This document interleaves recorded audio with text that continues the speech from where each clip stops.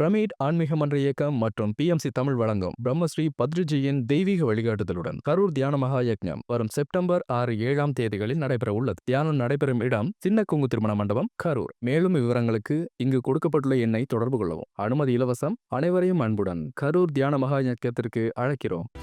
ஏன் தும்மல் வருதுங்கிறதுக்கு root cause கண்டுபிடிக்கல. தும்மல் வருது, அந்த தும்மலை வந்து ஸ்டாப் பண்ணணும். ப்ரெஷர் வருது, அந்த ப்ரெஷர் வந்து குறைக்கணும். ஸோ இந்த மாதிரி போயிட்டு இருக்கு. அப்படி அந்த டெஸ்ட் பாக்குறப்ப அவங்களோட கிரியாட்டினின் லெவல் வந்து 3 இருக்கு. நார்மலா வந்து 1க்கு கீழே இருக்கணும். அதுக்கு டயரோட்டிக் நிறைய மெடிசன் சாப்பிட்றாங்க. 3 வருஷத்துல அவங்க கிட்னில என்ன இருக்கு, 3 இருந்த கிரியாட்டினின் இப்ப 8 மாறி இருக்கு.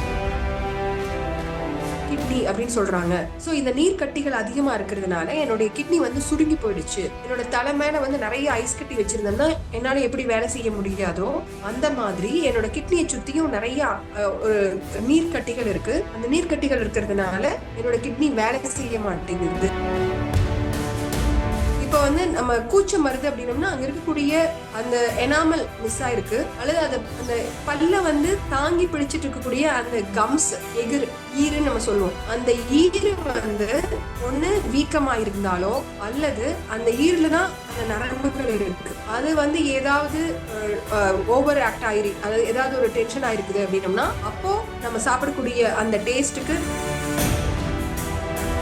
இப்போ கவனிச்சுக்கோங்க, யோசிச்சுக்கோங்க, நீங்க எவ்வளவு பர்சன்டேஜ் அமிலத்தை எடுத்துக்கிறீங்க, எவ்வளவு பர்சன்டேஜ் காரத்தை எடுத்துக்கிறீங்க. மோரு, காய்கள், கீரைகள் இது எல்லாமே வந்து காரத்தன்மை. அரிசி, பருப்பு, இனிப்பு, உப்பு, புளிப்பு, ரசம் இது எல்லாமே வந்து அமிலத்தன்மை. அப்ப எவ்வளவு பர்சன்டேஜ் அமிலம், எவ்வளவு பர்சன்டேஜ் காரம். காரம் எவ்வளவு இருக்கணும், அதாவது காரம்னா குளுமை எவ்வளவு இருக்கணும், 80% இருக்கணும்.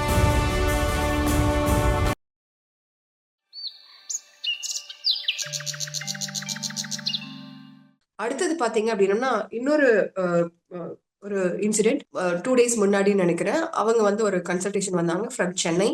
அவங்க வந்து கால் பண்ணிட்டு எனக்கு வந்து இந்த மாதிரி 5 வருஷமா வந்து எனக்கு வந்து கிட்னி ப்ராப்ளம் இருக்கு. எனக்கு கிரியாட்டினின் பாத்தீங்க அப்படின்னம்னா 3 இருந்துச்சு.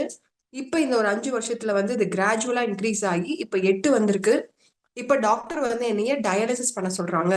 ஸோ கம்பல்சரி வந்து நெக்ஸ்ட் மந்த் டயாலிசிஸ் பண்ணணும், அதுக்காக நிறைய அந்த ப்ரொசீஜர்ஸ் எல்லாம் பண்ணணும் அப்படின்னு சொல்லிட்டு கேட்டார். அப்போ எகெயின் அவங்ககிட்ட ரூட் காஸ் கேட்குறோம். அப்போ வந்து ஃபர்ஸ்ட் வந்து கொரோனா பீரியட், அதுக்கு முன்னாடி அந்த சமயத்துல அவங்களுக்கு வந்து ஒரு கண்டினியூஸா ஸ்னீசிங் இருந்திருக்கு, தும்மல் இருந்திருக்கு. அந்த தும்மல் வந்தோடனே ஒரு கண்டினியூஸா இருந்ததுனால டாக்டர்கிட்ட போய் பார்த்துருக்காங்க. இது வந்து அவங்க நிறைய பிளட் டெஸ்ட் எல்லாம் பார்த்துட்டு உங்களுடைய பிளட்ல வந்து IgE லெவல் ரொம்ப ஜாஸ்தியா இருக்கு, உங்களுக்கு நார்மலா இருக்கிறத விட 10 மடங்கு ஜாஸ்தியா இருக்கு. அதனால உங்களுடைய உடம்புல வந்து இந்த அதீதமான எதிர்ப்பு சக்தி அதாவது இருக்கிறதுனால இது இம்யூனோ சப்ரசன் பண்ணணும். அதனால வந்து தும்மல் வராம இருக்கிறதுக்காக நான் வந்து உங்களுக்கு ஒரு மெடிசன் கொடுக்குறேன்னு சொல்லிட்டு ஒரு மெடிசன் கொடுத்துருக்காங்க. ஒரு 2-3 மந்த்ஸ் அந்த மெடிசன் கண்டினியூஸா சாப்பிட்டதுக்கு அப்புறமா அவருக்கு தும்மலே கிடையாது. அடுத்து ஒரு 4 வருஷத்துல பாத்தீங்க அப்படின்னா ப்ரெஷர் இன்க்ரீஸ் ஆகுது. ப்ரெஷர் பாத்தீங்கன்னா 200 அந்த ரேஞ்சுக்கு போகுது, 200 110 அந்த மாதிரி ரேஞ்சு போகுது. உடனே அதுக்கு மெடிசன் சாப்பிட ஆரம்பிக்கிறாங்க. அதுக்கான ரூட் காசும் அவங்க கண்டுபிடிக்கல, ஏன் ப்ரெஷர் இன்க்ரீஸ் ஆகுதுன்னு. ஏன் தும்மல் வருதுங்கிறதுக்கும் ரூட் காஸ் கண்டுபிடிக்கல. தும்மல் வருது, அந்த தும்மலை வந்து ஸ்டாப் பண்ணணும். ப்ரெஷர் வருது, அந்த ப்ரெஷர் வந்து குறைக்கணும். ஸோ இந்த மாதிரி போயிட்டு இருக்கு. அடுத்த ஒரு 5 வருஷத்துக்கு அப்புறமா ப்ரெஷர் ஒரு 3 இயர்ஸ்ல பாத்தீங்க அப்படின்னம்னா பிளட் டெஸ்ட், கொரோனா டைம்ல அந்த பிளட் டெஸ்ட் பண்றாங்க. அப்படி அந்த டெஸ்ட் பாக்குறப்ப அவங்களோட கிரியாட்டினின் லெவல் வந்து 3 இருக்கு. நார்மலா வந்து 1க்கு கீழே இருக்கணும். 0.5ல இருந்து 1.4 வரைக்கும் இருக்கலாம். ஆனா இப்ப என்ன இருக்கு அப்படின்னா உங்களுக்கு 3 இருக்கு. அப்ப இதை பார்த்துட்டு மறுபடியும் இதுக்கான ப்ரொசீஜர்ஸ் எல்லாம் வந்து பண்ண ஸ்டார்ட் பண்றாங்க. அதுக்கு டயரோட்டிக் நிறைய மெடிசன் சாப்பிட்றாங்க. இந்த 3 வருஷம் மருந்து சாப்பிட்றதோட விளைபாடு 3 வருஷத்துல அவங்க கிட்னில என்ன இருக்கு, 3 இருந்த கிரியாட்டினின் இப்ப 8 மாறி இருக்கு. இந்த 8 வாடணும்னு அவங்க என்ன சொல்றாங்க, இந்த கண்டிஷனுக்கு மேல நம்ம இப்ப வெயிட் பண்ண முடியாது. இப்போ நம்ம என்ன பண்ணணும், ஒண்ணு டயாலிசிஸ் பண்ணணும் அல்லது கிட்னி டிரான்ஸ்பிளான்ட் பண்ணணும். ஸோ இது இந்த கண்டிஷன்ல ஒரு 2 days முன்னாடி எனக்கு ஆன்லைன் கன்சல்டேஷன் வந்திருந்தாங்க. அந்த ப்ரொசீஜர்ஸ் எல்லாம் பண்ணிட்டு அவங்களுடைய ரிசல்ட் சொன்னாரு. இப்போ நான் வந்து இந்த கிட்னி பத்தி எல்லாம் பேசிட்டு இருக்கிறப்ப, மேம் எனக்கு 5 வருஷமா நான் இதெல்லாம் தெரியும் மேம், ஆனா இப்ப எனக்கு என்னன்னா அவங்க கண்ணு முன்னாடி எனக்கு காமிக்கிறாங்க, என்னோட கிட்னியை சுத்தியும் அங்கங்க நிறைய நிறைய வந்து நீர் கட்டிகள் இருக்கு. இதுக்கு பேரு பாலிசிஸ்டிக் கிட்னி அப்படின்னு சொல்றாங்க. சோ இந்த நீர் கட்டிகள் அதிகமா இருக்கிறதுனால என்னுடைய கிட்னி வந்து சுருங்கி போயிடுச்சு. என்னோட தலை மேல வந்து நிறைய ஐஸ் கட்டி வச்சிருந்தேன்னா என்னால எப்படி வேலை செய்ய முடியாதோ அந்த மாதிரி என்னோட கிட்னியை சுத்தியும் நிறைய ஒரு நீர்க்கட்டிகள் இருக்கு. அந்த நீர்க்கட்டிகள் இருக்கிறதுனால என்னோட கிட்னி வேலை செய்ய மாட்டேங்குது அப்படின்னு அவங்க டாக்டர் சொல்றாங்க. நானும் அது கண்ணு முன்னாடி என்னுடைய அந்த ஸ்கேன் ரிப்போர்ட்ல பாக்குறேன். சோ அதனால என் மனசும் வந்து இது எப்படி வேலை செய்ய முடியும், அதனால நம்ம கிட்னி வந்து டிரான்ஸ்பிளான்ட் பண்ணிக்கலாமா அல்லது டயாலிசிஸ் போலாமான்னு சொல்லிட்டு மனசுக்கு இருக்கு. ஆனா பயமா வேற இருக்கு. ஆனா கண்ணு முன்னாடி நான் பாக்குறேன் அப்படின்னு சொன்னாரு. சோ அப்ப நான் ஓகே சார், வெரி எனக்கு கேட்கறதுக்கு கஷ்டமா தான் இருக்கு. ஆனா இது ஏன் இந்த நீர்க்கட்டி வருது அப்படிங்கறத நம்ம கண்டுபிடிக்கணும் இல்லையா? இது வந்து அப்படின்னா இது பிறவியிலேயே இருக்கும், ஜெனட்டிக்கலாவே இருக்கும் அப்படின்னு சொல்றாங்க அப்படின்னு. சரி, அப்படின்னா ஏன் பிறந்தப்ப இது வரல? பிறந்தப்ப உங்களுக்கு ஏன் இந்த சிம்டம் வரல? சோ இது வந்து எப்ப நீங்க கண்டுபிடிச்சீங்க? கோவிட் டைம்ல தான் இது கண்டுபிடிச்சிருக்கீங்க. அப்ப அந்த சமயத்துல அதுக்கு முன்னாடி நடந்த விஷயம் என்ன? ஏன்னா உங்களை கன்வின்ஸ் பண்றது அவ்வளவு கஷ்டமா இருக்கு. அவங்க அவ்வளவு ஸ்ட்ராங்கா பிலீவ் பண்றாங்க, எனக்கு ஆமா என்னோட கிட்னி வந்து சுருங்கி போயிடுச்சு, இதுக்கு காரணம் நான் என்னுடைய பிறவியிலேயே இது வந்து அம்மா அப்பா மூலமா வந்திருக்கு. அப்ப அம்மா அப்பா யாராவது, அம்மாக்கோ அப்பாக்கோ தாத்தா பாட்டிக்கோ உங்க வம்சத்துல யாருக்காவது கிட்னி ப்ராப்ளமா இருக்கான்னு ஒருத்தருக்கு கூட கிடையாது. அப்படி எப்படி அப்போ அவங்களுக்கு எல்லாம் இல்லாதது ஜெனட்டிக்கலா உங்களுக்கு எப்படி வர முடியும்? சோ அதனால இது வந்து ஒரு வாழ்வியல் முறையா இருக்கலாம். அதனால எனக்கு கொஞ்சம் நீங்க கோஆபரேட் பண்ணீங்கன்னா நான் கண்டுபிடிக்கிறதுக்கு ஈஸியா இருக்கும். அதனால உங்களுடைய ஃபர்ஸ்ட் வந்து என்னுடைய கொஸ்டின் என்னன்னா, நீங்க ஸ்னீசிங் எப்போ வந்துச்சு, எதனால வந்துச்சுங்கிறத முதல்ல கண்டுபிடிக்கலாம் அப்படின்னு கேக்குறப்போ, அப்போ உங்களுடைய ரூமுடைய இது என்ன அப்படின்னு கேக்குறப்போ வந்து ஏசில தான். அவர் வந்து ஐடி ப்ரொஃபஷன், அதனால அவங்க வந்து ஒர்க் பண்ணிட்டு இருக்கக்கூடிய இடமும் ஏசி, வீட்டுக்குள்ள வந்தாலும் சென்னையில இருக்கிறதுனால ஏசி. அப்ப அந்த ஏசிலேயே இருக்கிறதுனால அவங்களுடைய பாடியில வந்து எக்ஸசிவ் கோல்டு, சில்னஸ் வந்து அதிகமாகுது. அந்த எக்ஸசிவ் சில்னஸ்னால அவங்க பாடியில உருவாகிற அந்த சில்னஸ பாடி வந்து என்ன பண்ணுது, ஸ்னீசிங் மூலமா வெளியில தள்ளுது. இப்போ ஒரு ஒரு குழந்தைய வந்து நம்ம தொட்டில படுக்க வச்சிருக்கோம். அந்த குழந்தை வந்து ஒரு யூரின் போயிடுச்சு அப்படின்னம்னா, நம்ம ஏதாவது நம்ம வேலையில இருப்போம், நம்ம கவனிக்காம இருக்கோம் அப்படின்னம்னா, குட்டிக்கு வந்து அந்த ஈரம் பட்டு, பிகாஸ் யூரின் போனதோட ஈரம் பட்டு தும்மல் வரும். அப்ப சொல்லுவாங்க, குட்டி யூரின் போயிட்டு விளையாட்டு இருக்கு, தும்மல் அடிக்குது, எடுத்து பாப்பா எழுந்திருப்பான்னு நினைக்கிறேன், போய் பாருங்க அல்லது மாத்தி படுக்க வைங்க அப்படின்னு சொல்லிட்டு பெரியவங்க சொல்லுவாங்க. நம்மளும் போய் பார்த்தோம்னா கரெக்டா யூரின் போயிருப்பாப்ல, நம்ம மாத்தி படுப்போம். என்னுடைய 3 குழந்தைகளுடைய அனுபவத்தையும் நான் ஷேர் பண்றேங்க. சோ இப்ப நம்ம இங்க புரிஞ்சுக்க வேண்டிய விஷயம், உடம்புல அதீதமா ஈரம், அதாவது ஹியூமிடிட்டி, ஈரப்பதம் அதிகமாச்சுன்னா அந்த ஈரப்பதத்தை உடம்பு வெளியில தள்ளக்கூடிய முறை இந்த தும்மல். அப்ப தும்மல் வருது அப்படின்னா என்ன அர்த்தம், நம்ம உடம்புல அதிகமான ஹியூமிடிட்டி இன்க்ரீஸ் ஆகுதுங்கிறது அர்த்தம். சோ இந்த ஹியூமிடிட்டியை இன்க்ரீஸ் பண்ண ஹியூமிடிட்டியை குறைக்கிறதுக்கு என்ன பண்ணலாம்? ஒண்ணு, நம்ம பாடியை வார்ம் பண்ணணும், சூடுபடுத்தணும். ஒரு சாதாரணமா நம்ம ஒரு வெளியில போறோம், ஒரு நிறைய புல்தரை இருக்கு. அந்த புல்தரையில பாத்தீங்க அப்படின்னா சின்ன சின்ன அந்த புல்ல வந்து பனித்துளிகள் இருக்கு. அந்த பனித்துளி எவ்வளவு நேரம் இருக்கும்? சூரிய வெளிச்சம் வர வரைக்கும் இருக்கும். சூரியன் வந்ததுக்கு அப்புறம் பாத்தீங்கன்னா இது அப்படியே எவாபரேட் ஆயிடும். அல்லது ரொம்ப ட்ரையா இருக்கிற லேண்ட்ல இது இருக்காது. சோ நம்மளுடைய நோக்கம் என்ன, இங்க வந்து நீர்த்திவளை இருக்கக்கூடாது. சோ அப்ப நம்மளுடைய உடம்புல எக்ஸஸா இருக்கிற ஹியூமிடிட்டியை குறைக்கணும் அப்படின்னம்னா பாடியை நல்லா வார்ம் அப் பண்ணணும். இப்ப வார்ம் அப் பண்றதுக்கு என்ன பண்ணுவோம், நல்லா வந்து சூரிய நமஸ்காரம் அல்லது சன் எக்ஸ்போஷர், ஆர் நல்லா வேர்க்கிற மாதிரி ஏதாவது வேலை பண்றது அல்லது ஸ்டீம் பாத் எடுக்கிறது, வாழை இலை குடி. சோ இதெல்லாம் வந்து நேச்சுரல் ப்ரொசீஜர்ஸ். இப்ப நம்மளுடைய பாடியில வந்து அதிகமான குளிர்ச்சி ஆகுது அப்படின்னம்னா அதுக்கு அடுத்தது என்ன பண்ணலாம், அது சென்னை மாதிரி இருக்கிற இடத்துல ரொம்ப அழகா நல்ல மொட்டை மாடியில போயிட்டு நல்ல சன் பாத் எடுத்தோம்னாலே போதும்.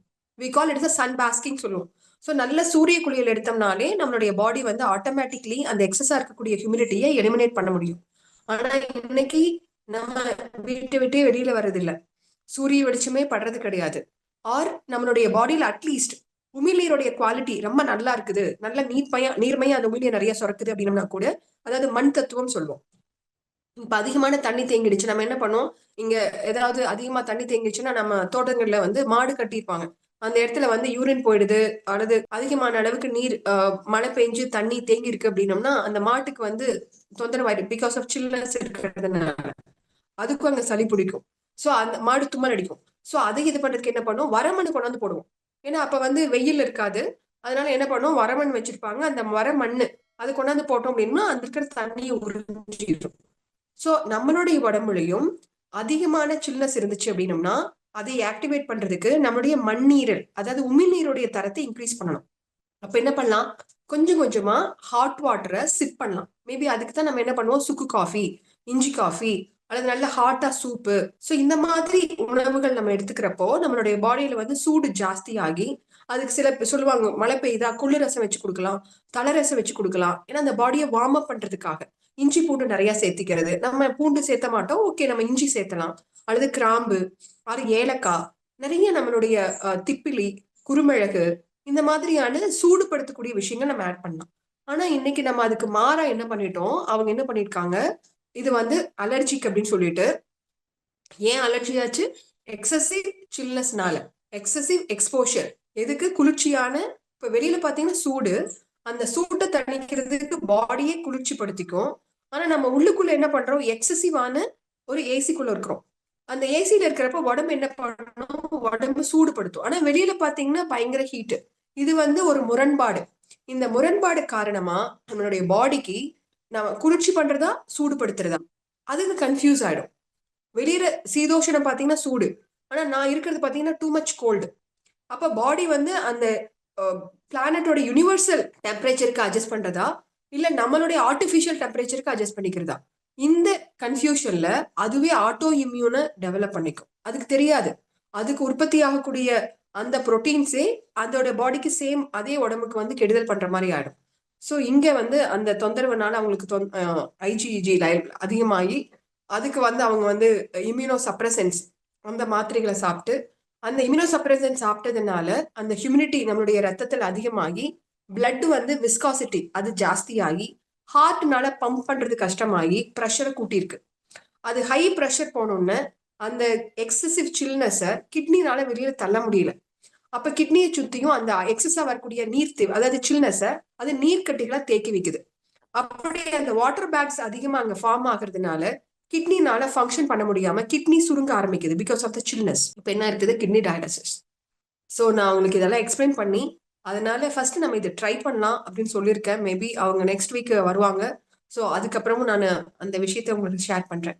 ஸோ இங்க இந்த விஷயங்கள் எல்லாம் உங்களுக்கு சொல்றதோடைய நோக்கம் என்னன்னா, ஒரு தடவை நோய் வந்துருச்சு அப்படின்னம்னா அதை ட்ரீட் பண்றதுக்கு நம்ம ரொம்ப ஹார்ட் ஒர்க் பண்ணணும். அதனால நம்ம நோய் வர்றதுக்கு முன்னாடியே ப்ரிவென்டிவா நம்ம என்னென்ன பண்ணலாம் அப்படிங்கறத நீங்க யோசிச்சுக்கோங்க. ஸோ நீங்க முடிஞ்ச அளவுக்கு இந்த ஏசிக்கு எக்ஸ்போஸ் ஆகுறத முடிஞ்ச அளவுக்கு குறைங்க. ஃப்ரெஷ் வென்டிலேஷன் இருக்கிற மாதிரி பார்த்துக்கோங்க. அப்பப்போ சூரிய குளியல், அதாவது ஒரு 15-20 நிமிஷம் நல்லா மொட்டை மாடியில போயிட்டு தலைக்கு வந்து ஒரு ஈர துணி போட்டுட்டு நல்லா வெயில் காயறதுக்கு முயற்சி பண்ணலாம். ஏதாவது ஒரு 4 மாசம் 5 மாசத்துக்கு ஒரு தடவையோ ஒரு வருஷத்துக்கு ஒரு தடவையோ கொஞ்சம் வந்துட்டு ஒரு வாழை இலை குளியல், அங்க எங்க உங்களுக்கு ஏதாவது நேச்சுரல் ஹாஸ்பிட்டல் இருந்துச்சு அப்படின்னம்னாலும் அங்க போயிட்டு ஒரு வாழை இலை குளியல், மண் குளியல், நல்ல ஆயில் மசாஜ் பண்ணி ஸ்டீம் பாத். ஸோ இதெல்லாம் பண்ணிக்கிறது மூலமா உங்களுடைய உள் உறுப்புகளை நீங்க பாதுகாக்க முடியும். இந்த மாதிரி டெட்லி கிரானிக் டிசீசஸ் வர்றதை நீங்க ப்ரிவென்ட் பண்ணிக்க முடியும். நம்ம ஒருத்தர் வந்து பல் கூச்சம் அதிகமா இருக்கிறதுக்கு என்ன காரணம்னு கேக்குறோம். இந்த கூச்சம் அப்படிங்கிறது எதனால வருதுன்னா, நம்ம பல்ல சுத்தி வந்து ரொம்ப அற்புதமான ஒரு எனாமல் இருக்கு.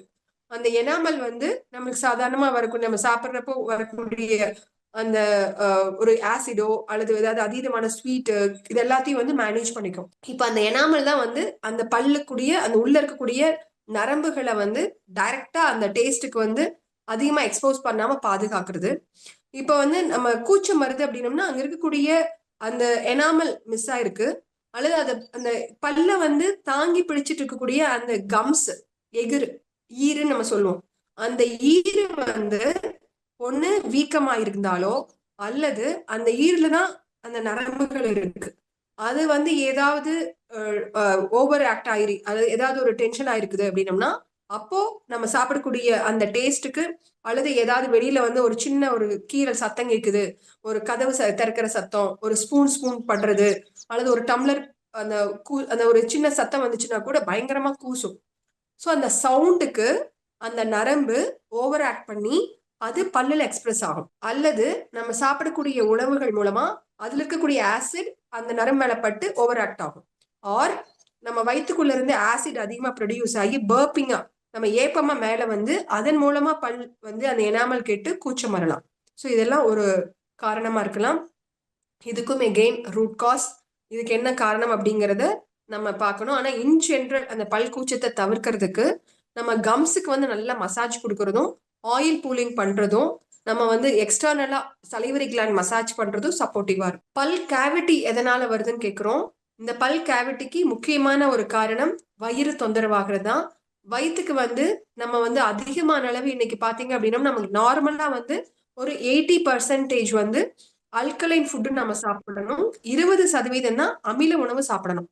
துரதிருஷ்டமா இன்னைக்கு நம்ம சாப்பிடக்கூடிய உணவுகளை பாத்தீங்கன்னா 80 இல்லைங்க 90% வந்து அமில உணவு சாப்பிட்டு இருக்கோம்.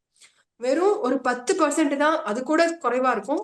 அதுதான் வந்து நம்ம இதுவா சாப்பிட்டு இருக்கோம். என்னங்க காரத்தன்மை இருக்கிற உணவுகள் சாப்பிடுறோம். காரத்தன்மை, அமிலத்தன்மை அப்படிங்கிறது வந்து உங்களுக்கு நான் நிறைய பேசியிருக்கேன். நம்ம சாப்பிடக்கூடிய ஜூசஸ், வெண்பூசணி ஜூஸ், சொரக்காய் ஜூஸ், வெள்ளரிக்காய் ஜூஸ், கத்தாழை ஜூஸ், ஸோ இந்த மாதிரி பிளாண்ட் டேஸ்ட் இருக்கக்கூடியது எல்லாமே வந்து, அதாவது வந்து குளிர்ச்சி படுத்தக்கூடியது எல்லாமே வந்து காரத்தன்மை. காரத்தன்மை அப்படின்னம்னா அமிலம், காரம். இது வந்து கார சுவை இல்லைங்க, தன்மை. அதாவது ஆல்கலைன் அப்படின்னு சொல்லுவோம். மோர் வந்து நல்ல ஒரு பேஸ், தண்ணி வந்து ஒரு நியூட்ரல். இது வந்து அந்த பிஹெச் லெவல் சொல்லுவோம். 7க்கு மேல இருக்கிறது எல்லாமே அல்கலைன் அப்படின்னு சொல்லுவோம். 7க்கு கீழே இருக்கிறது எல்லாமே வந்து அசிடிக் அப்படின்னு நம்ம சொல்லுவோம். இதுல வந்து sweets, any type of sweet, வெள்ளை சர்க்கரை ஆகட்டும், கரும்பு சர்க்கரை ஆகட்டும், கருப்பட்டி ஆகட்டும், ஆல் டைப் ஆஃப் ஸ்வீட்ஸுங்க. நம்ம சாப்பிடக்கூடிய அரிசி, பருப்பு, தானியங்கள், புரத வகைகள், இது எல்லாமே அமிலம். நீங்க இப்ப கவனிச்சுக்கோங்க, யோசிச்சுக்கோங்க, நீங்க எவ்வளவு பர்சன்டேஜ் அமிலத்தை எடுத்துக்கிறீங்க, எவ்வளவு பர்சன்டேஜ் காரத்தை எடுத்துக்கிறீங்க. மோரு, காய்கள், கீரைகள், இது எல்லாமே வந்து காரத்தன்மை. அரிசி, பருப்பு, இனிப்பு, உப்பு, புளிப்பு, ரசம், இது எல்லாமே வந்து அமிலத்தன்மை. அப்ப எவ்வளவு பர்சன்டேஜ் அமிலம், எவ்வளவு பர்சன்டேஜ் காரம். காரம் எவ்வளவு இருக்கணும், அதாவது காரம்னா குளுமை எவ்வளவு இருக்கணும், 80% இருக்கணும். இதுல வந்து அதிகமா நம்மளுடைய ஃப்ரூட்ஸ், வெஜிடபிள் ஜூசஸ், இதுல எல்லாம் வந்து காரத்தன்மை இருக்கு. அதனாலதான் நம்ம நேச்சுரோபதியில வந்து ஹீலிங் டயட்டா கார சுவை இருக்கக்கூடியது அப்படின்னு சொல்லிட்டு நிறைய சாலட்ஸ் கொடுப்போம். நிறைய வெஜிடபிள், சாலட், கேரட் சாலட், கீரை சாலட், நிறைய விதவிதமான சாலட்ஸ் பண்ணுவோம், ஸ்ப்ரவுட் சாலட்ஸ் எல்லாமே. ஆனா இது வந்து சாப்பாட்டை குறைப்போம். அதுவே நிறைய பேர் நேச்சுரோபதிக்கு வரமாட்டாங்க. ஏன்னா அவங்க போனோம்னா அரிசி எல்லாம் சாப்பிட வேணாம்னு சொல்லுவாங்க, பருப்பு சாப்பிட வேணாம்னு சொல்லுவாங்கன்னு சொல்லிட்டு. பிகாஸ் நம்ம பாடியோட அமைப்பு அப்படி. நீங்க ஆரோக்கியமா இருக்கணும் அப்படின்னம்னா அதிகமான உள்ள இருக்கிற அமிலத்தை நம்ம நல்லிஃபை பண்ணணும், நியூட்ரலைஸ் பண்ணணும். அதனால உள்ள இருக்கிற அமிலத்தை குறைக்கிறதுக்காகத்தான் நம்ம வெஜிடபிள் சாப்பிட சொல்றோம். சோ அமிலம் அதிகமாக அதிகமாக பற்கள், நம்ம வயிற்றுல வந்து ஓட்டை, அது விழுகிறதுக்கு பதிலா பல்லுல விழுகுது. நீங்க நினைச்சு பாருங்க, பல்லுல ஓட்டை விழுகுதுன்னா அப்ப வயிற்றுக்குள்ள இருக்கிறதே ஹார்டஸ்ட் பல்லுலயே ஓட்டை விழுகுதுன்னா நம்ம வயிறு எவ்வளவு தொந்தரவாயிருக்கும், இன்டெஸ்டைன்ஸ் எவ்வளவு தொந்தரவாயிருக்கும் அப்படிங்கறத நம்ம கற்பனை பண்ணிக்கலாம். ஓகேங்களா? ஸோ திஸ் இஸ் இன்னைக்கு என்னுடைய மெசேஜ் இது.